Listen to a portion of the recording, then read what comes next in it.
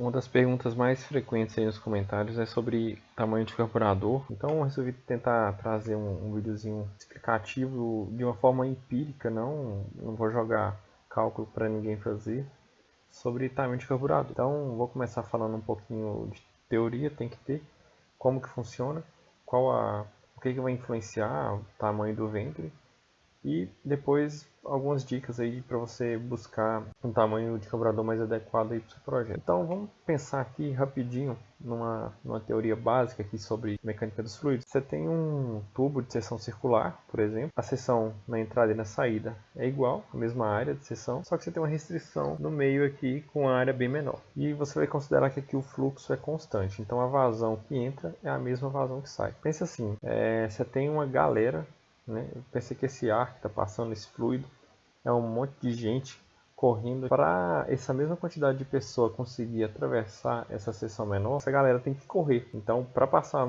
a mesma quantidade de pessoas numa seção menor, essa galera tem que acelerar, tem que passar mais rápido para dar tempo de passar a mesma quantidade de pessoas. Então, é isso que acontece no escoamento aqui no caso. Onde tiver uma restrição, onde tiver uma seção menor, a velocidade vai aumentar.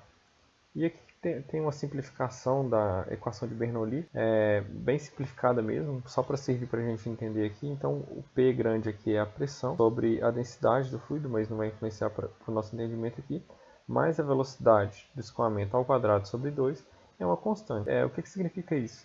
Se nessa seção aqui a velocidade subiu, a pressão, para essa equação continuar uma constante, né?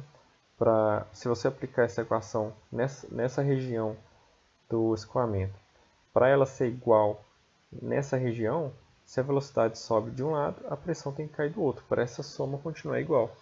Então é basicamente isso o efeito do ventre. E aí, um esqueminha básico aqui, ó, você tem a cuba, a pressão atmosférica está agindo sobre ela pelo respiro que tem ali, né, no carburador. Então lá na cuba você tem a pressão atmosférica e aqui você tem o ventre, aqui é como se fosse a caixa de ar. E aí você tem o ventre do carburador aqui e aqui o lado do motor. O que acontece? Então a gente discutiu lá que no ventre aqui a velocidade vai aumentar, a pressão vai diminuir.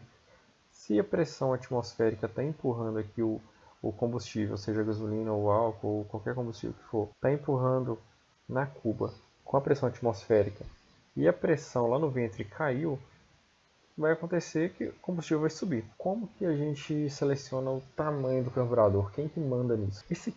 Essa vazão, quem manda é o motor. É o motor que vai respirar. O carburador não é uma bomba que empurra a mistura para dentro do motor. O carburador somente faz a mistura, ele só provê a atomização do combustível no ar que o motor está puxando para fazer a queima, porque o motor não queima líquido, ele queima gás.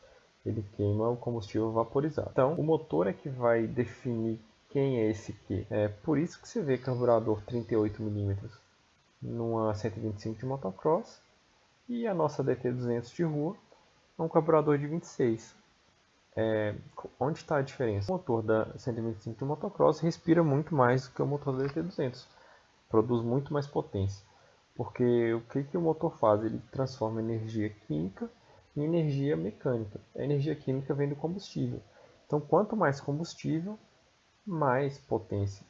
Porém, o combustível não está sozinho, ele tem que ter ar para queimar em uma proporção certa. Então, quanto mais ar com o combustível entrar, mais potência. Então, o motor vai demandar um Q, vai demandar uma vazão.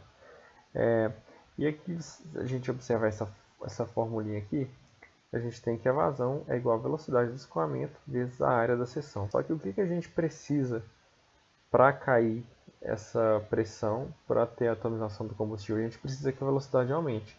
Então essa área ela vai ser adequada para suprir a velocidade do fluxo no ventre para acontecer a atomização, para poder puxar o combustível. Então o que acontece se o ventre for muito pequeno? Se o ventre for muito pequeno, a velocidade aqui vai ser o suficiente para atomizar o combustível. Mas essa área vai restringir o fluxo antes do fluxo máximo que o motor conseguiria puxar, que o pulso do motor conseguiria puxar no ventre do carburador. Então o carburador vai ser um gargalo para o motor. Do mesmo jeito que do lado contrário, se você selecionar um ventre muito grande, essa área vai sempre sobrar, porém a velocidade não vai ser o suficiente, principalmente em baixas rotações, para atomizar o combustível direito. Então você está nesse jogo aí entre vazão e velocidade do escoamento, do fluxo. Se você seleciona um ventre grande, você perde velocidade.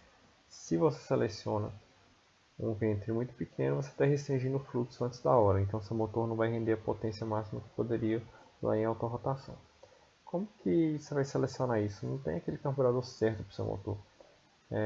Vai ter uma faixa de tamanhos que vai atender ele, com melhores características para algumas coisas ou para outras. Por exemplo, esse aqui é um material do manual de tunagem, manual de regulagem da Mikuni. Esse aqui está disponível no site da Mikuni, todo mundo tem acesso e todo mundo também tem acesso ao tradutor, então é um material acessível para todo mundo. Aqui nesse gráfico da esquerda, a gente percebe que seria curvas de potência por RPM, né?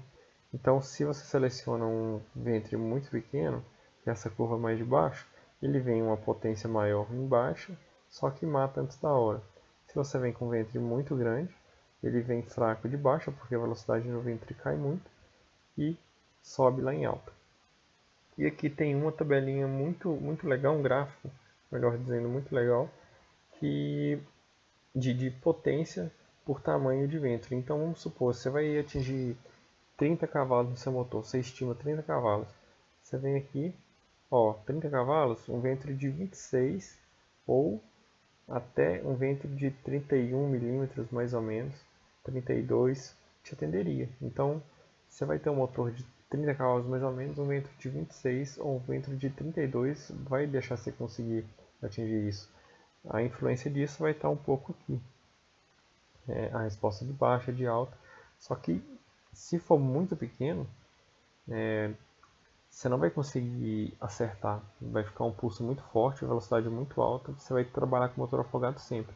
Do mesmo jeito que se for muito grande bem fora da realidade do motor, você não vai ter progressão, o motor vai ficar, ele não vai ter fluxo suficiente para puxar, para ter velocidade no ventre e puxar o combustível e atomizar da maneira correta. Então, a manha de selecionar o tamanho do carburador, espero que tenha dado para entender que não está em cilindrada ou rotação de trabalho, está sim relacionado à potência que você quer atingir, que você estima que vai atingir com aquele motor. E isso não depende de cilindrada. Falando sobre carburadores flat ou round, tem uma falsa ideia de que o round é melhor de baixa e o flat é melhor de alta. Na verdade não, o flat em questão de performance vai ser sempre melhor. Além dele ter mais fluxo, ou seja, um carburador de 30 flat e um round de 30 do mesmo tamanho, os dois do mesmo tamanho, o flat sempre vai ter um fluxo mais eficiente, ele vai ter mais fluxo, ele vai poder te dar mais potência que um carburador round. Por que o round sai em motos de rua então? Por causa de preço, ele é mais barato de ser produzido. Além disso, o flat tem outra vantagem, que é espaço de instalação. Por ele ser guilhotina, carburadores grandes, imagina só um 38 round, seria um pistolete muito grande, o carburador seria comprido, é difícil de instalar ele numa moto de motocross, por exemplo, que tem um espaço ali relativamente apertado. Então a última dica que eu deixo aí para vocês na hora de escolher um carburador, pega fichas técnicas de motos parecidas, com a potência parecida com a que você acha que você vai atingir. E se for errar, erra para menos. É menos prejuízo do que errar para mais. Então a ideia é mais ou menos essa. Espero que tenha dado para entender aí. É difícil resumir tanta coisa num vídeo pequeno, mas é mais ou menos por aí que eu acho que é o jeito mais assertivo de pensar na hora de escolher um tamanho de carburador aí para o seu projeto.